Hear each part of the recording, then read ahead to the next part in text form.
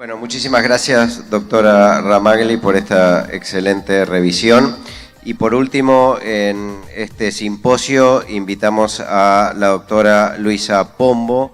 La doctora Luisa Pombo no es reumatóloga, es médica pediatra y actualmente trabaja como especialista en gestión de calidad de la Organización para la Excelencia de la Salud en Colombia.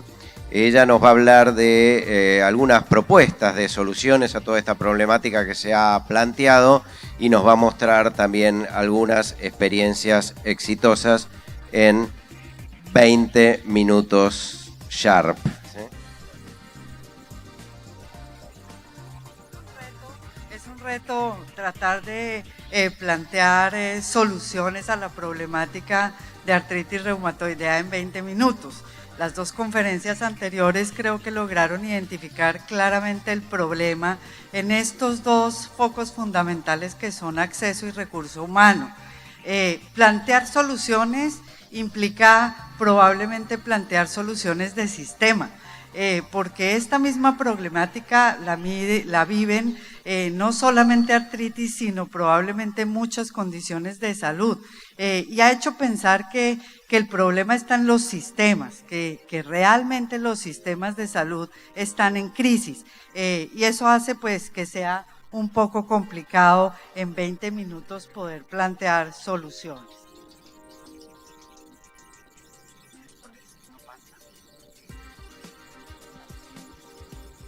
Bueno, para empezar a plantear el problema, quisiera que nos hiciéramos la pregunta: ¿cuál es realmente el problema? ¿Cierto?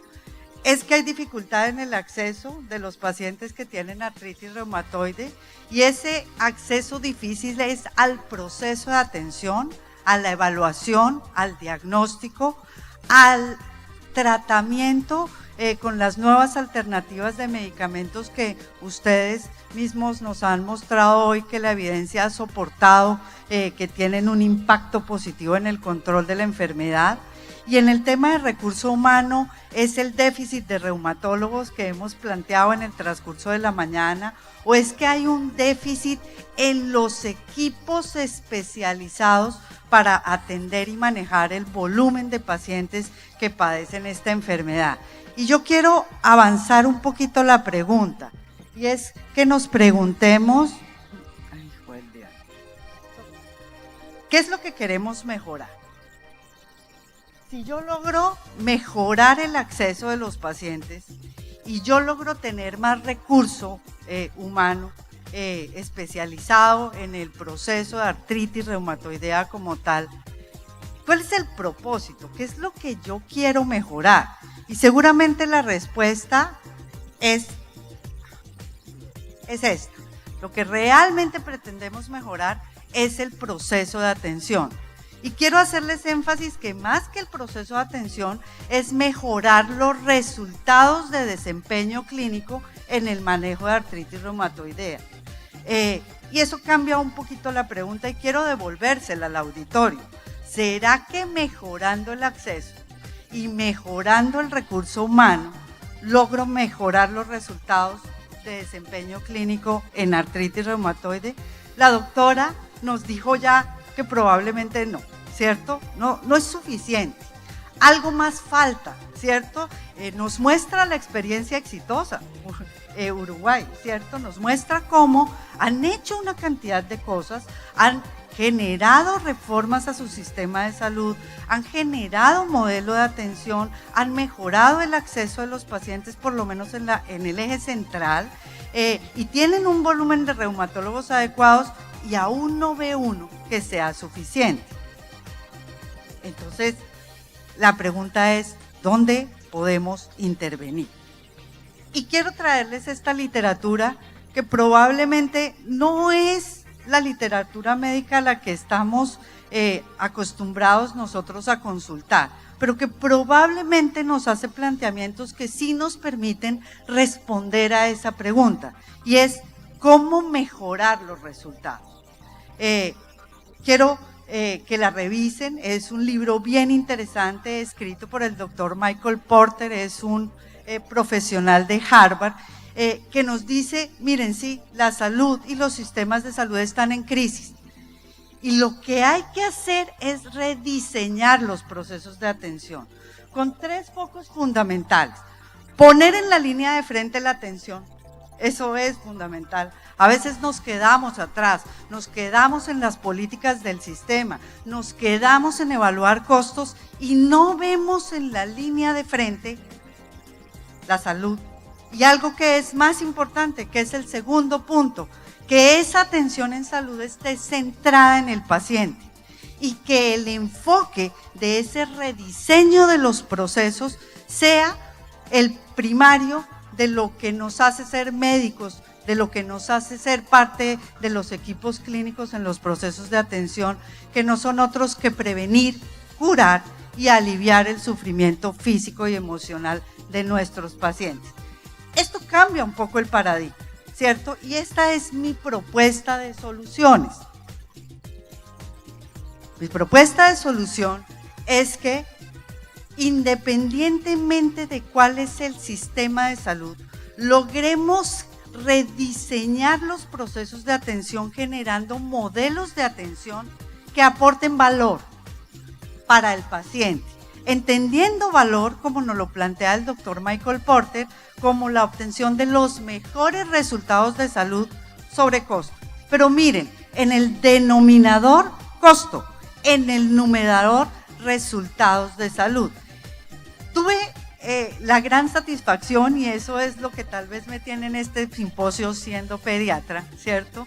De trabajar, de enamorarme de la calidad y trabajar en un proyecto que pretendía transformar y lograr que algunas organizaciones empezaran a generar ofertas de valor. 5 organizaciones en el país, 3 en Bogotá, una en Cali, donde empezamos a rediseñar los procesos de atención para ponerlos en la ruta de convertirlos en centros de excelencia. Un proyecto que fue financiado por Laboratorio Savi, pero que sus beneficiarios fueron estas organizaciones, de las que puedo nombrar a Biomap, a la Fundación Santa Fe de Bogotá, a la Clínica de Artritis Temprana, CAIRE y CIREI, como 5 organizaciones que me permitieron aprender muchísimo de reumatología, pero también poner en foco el problema. Y créanme que estas organizaciones son mis experiencias exitosas, porque estas organizaciones empezaron a mostrar resultados de desempeño clínico en sus pacientes, y lo pudieron hacer cuando cambiaron la pregunta. No solo cómo puedo mejorar el acceso, cómo puedo mejorar el recurso humano, sino cómo puedo mejorar mis resultados de desempeño clínico en salud. Y para poderlo hacer, tuvimos que abordar estos componentes, 4 componentes que el doctor Bober nos dice que se tienen que alinear para lograr producir mejoramiento en el proceso de atención en salud. El conocimiento, ustedes lo han venido repitiendo en el transcurso de todas las ponencias, la evidencia científica, pero no es suficiente. ¿Cómo esa evidencia permea los procesos de atención? ¿Cómo los equipos clínicos apropian esa evidencia, apropian los procesos? Y algo bien importante, ¿cómo las organizaciones se alinean a los procesos de atención para poder generar eso que esperamos, que es el mejoramiento de la atención? Veámoslo de forma discriminada y de forma rápida. Evidencia científica. Las experiencias exitosas en generación de modelos de atención plantean una puerta de entrada, y es que haya un soporte suficientemente fuerte de evidencia. Ese ha sido el ejemplo de diabetes. Realmente los modelos de atención de diabetes en el mundo nos han mostrado que esta sí es la ruta, y lo ha logrado porque el nivel de estandarización es muy alto, se ha vuelto muy alto. Y creo que en artritis hemos hecho avances importantes. Hay avances en el conocimiento que han permitido un nivel de estandarización. Hay guías clínicas, y pongo la de NICE como un ejemplo, porque hay muchas. pongo la de NICE porque me parece muy interesante ver cómo ellos han avanzado de solamente la guía de práctica clínica como la conocemos nosotros a transformar esa guía en estándares para el proceso de atención. Obviamente las recomendaciones de EULAR, que todos ustedes conocen mucho mejor que yo, ¿cierto? Y que han sido la base fundamental de la estrategia T2T. Pero lo más importante de la evidencia y del conocimiento es que ella debe ser el soporte para la atención de los pacientes. Si no es así, realmente no podemos mejorar los procesos de atención. Quiero mostrarles, esto pasa, lo que les decía anteriormente, cómo realmente la evidencia ha logrado en las guías que plasmen estándares. Uno muy importante, referenciación, tiene que ver con acceso, ¿cierto? Evaluación, cómo realmente sabemos que las personas deben ser evaluadas. Y miren que lo que hacen los estándares de la IUCA es ponerle además tiempos a esos estándares. Deben estar en el proceso de atención. Esto me parece muy importante porque es cómo la evidencia convierte aquellos factores críticos como son la referenciación, la evaluación, el inicio de tratamiento, que haya el control de la enfermedad, o sea, que haya un seguimiento, ¿cierto? Que haya además un grupo de aporte al autocuidado, a la información del paciente y que el paciente tenga una revisión por lo menos anual. Esos son estándares y esos se vuelven realmente factores determinantes de resultados. Más que solo acceso, más que solo recurso humano. Miren que empiezan a haber unos puntos críticos que probablemente son a los que, encontrándole intervenciones, podemos empezar a dar pasos para solucionar la problemática en artritis reumatoidea. Y no es suficiente tener la evidencia. Es importante que esa evidencia se lleve a la práctica clínica diaria. Y en este proceso de estandarización sí que vemos brechas importantes. Miren cómo es frecuente que existe el conocimiento científico pero no se aplica. Todos ustedes saben que el paciente tiene que ser remitido de manera temprana al proceso de evaluación y diagnóstico. ¿Cuántos pacientes, a pesar de que está la evidencia, nos llegan cuando la artritis ya está establecida? Porcentaje alto, ¿cierto? Pero además es posible que se aplique el conocimiento científico, pero se aplique incorrectamente, ¿cierto? No referencio al paciente, pero sí lo referencio o lo referencio tarde. Y lo que es peor aún, se aplica correctamente el conocimiento, pero no se monitorea.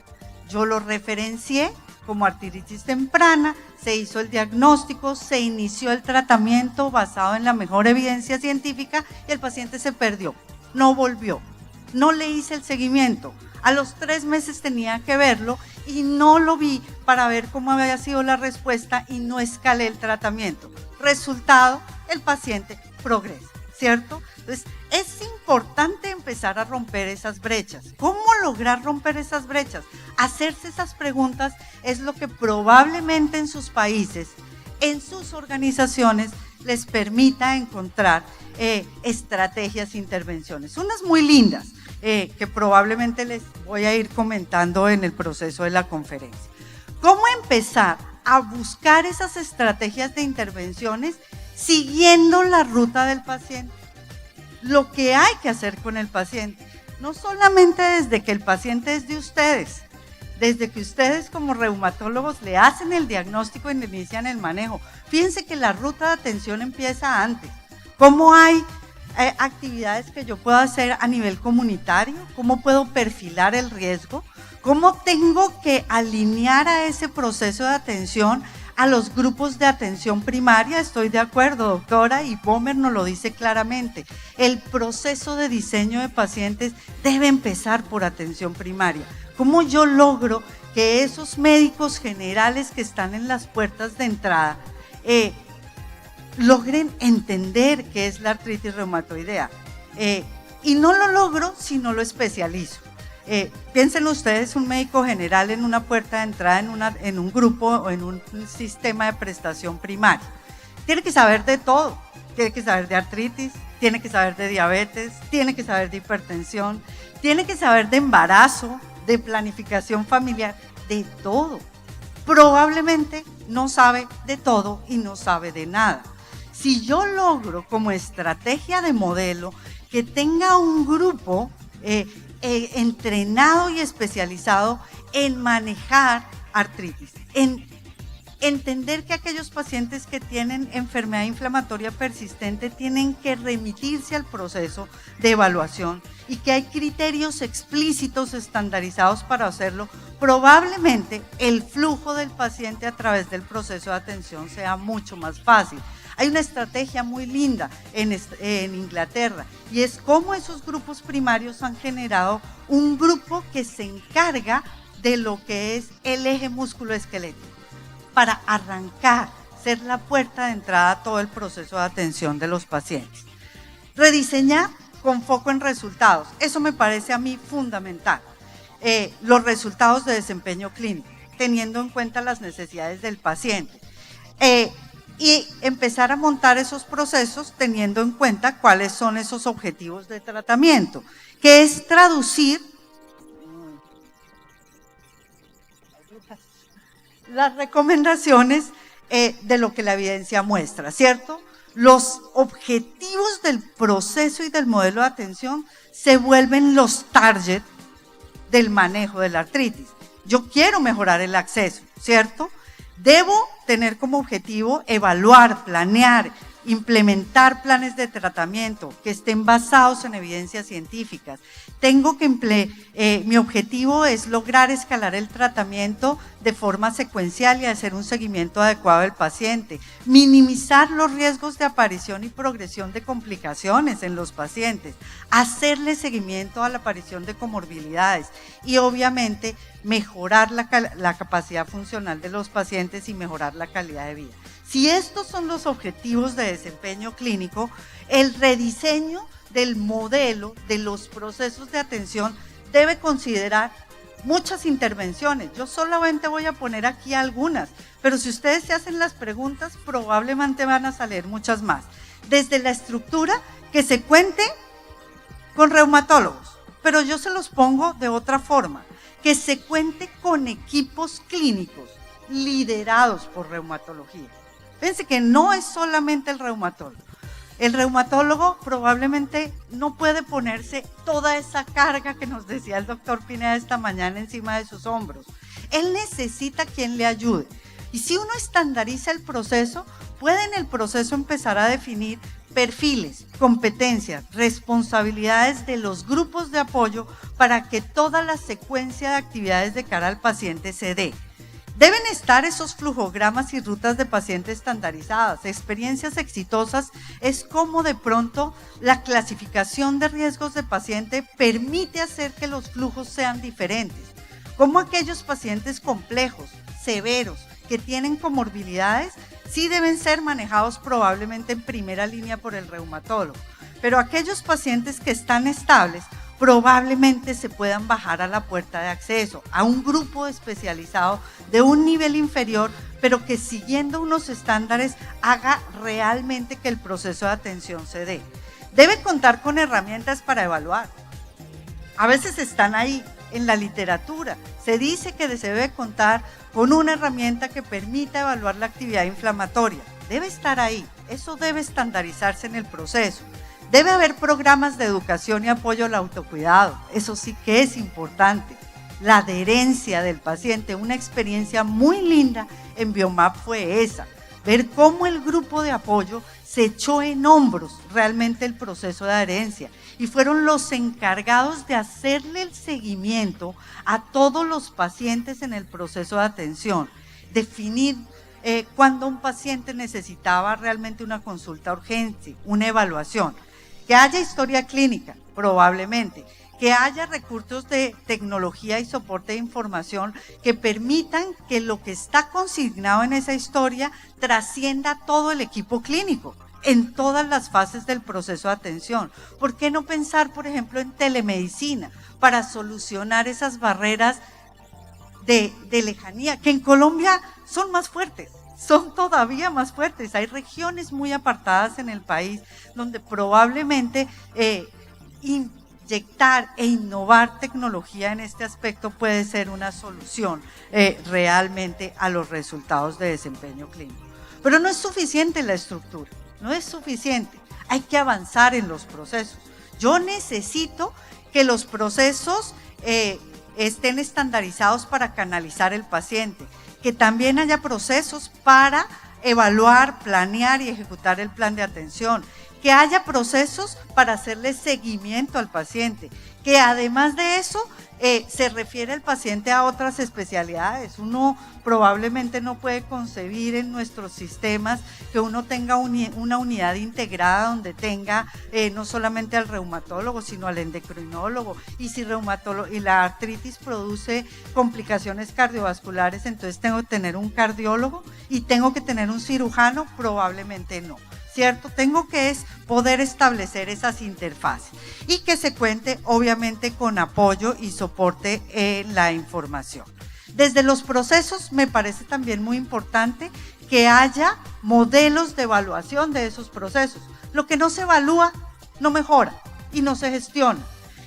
Y entonces me parece importante que haya medición de resultados. Eso sí que es difícil. A veces planteamos los problemas, pero no mostramos cuáles son esos resultados, tanto de estructura, proceso y resultado, en unos tableros de indicadores que en los diferentes modelos nos permitan hacer esto, cerrar el ciclo de mejoramiento, el planear, el hacer, el verificar y probablemente volver a actuar, que es el ciclo PHBA.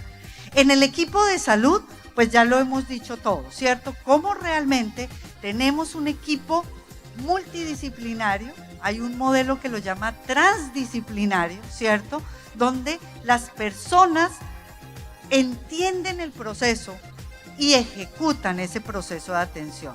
Y finalmente, cómo las organizaciones se alinean a los procesos de atención. Y fíjese que empiece al revés, no es solamente las organizaciones construirse, sino es cómo los modelos alinean a las organizaciones para responder a dos problemas bien importantes. Uno, la fragmentación.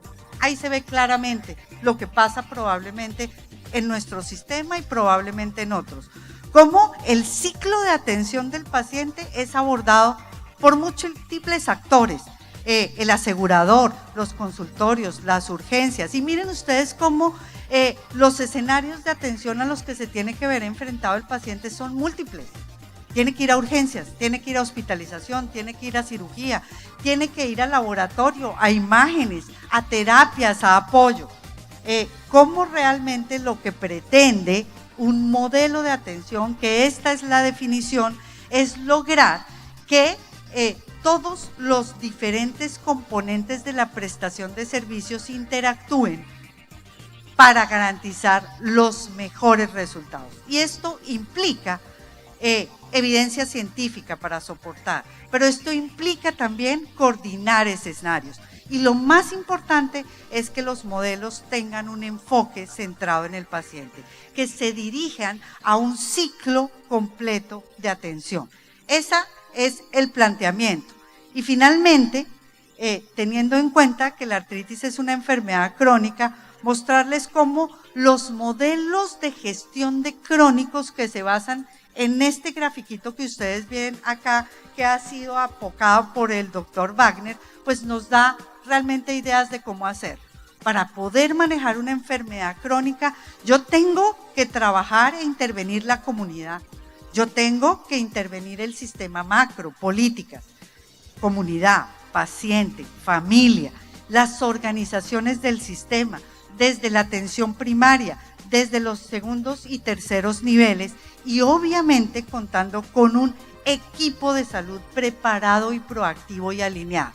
Un equipo que en este caso probablemente deba ser liderado por el reumatólogo, pero que probablemente pueda incluir otros actores que le agreguen valor a los resultados y que respondan a las necesidades del paciente, que es lo que realmente nos mueve en la problemática de solución.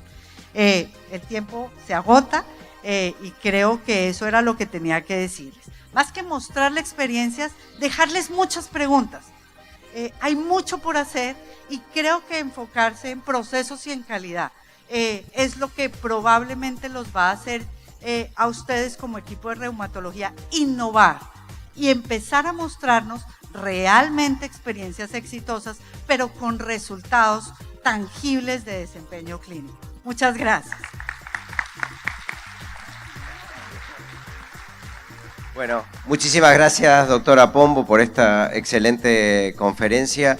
Realmente nos ha mostrado, digamos, después del panorama inicial en el cual, bueno, pensábamos que las únicas soluciones eran escribirles a nuestros gobiernos o modificar las carreras en las universidades. Creo que acá vemos una posibilidad de encontrar solución a estos retos en nuestros lugares propios de actividad.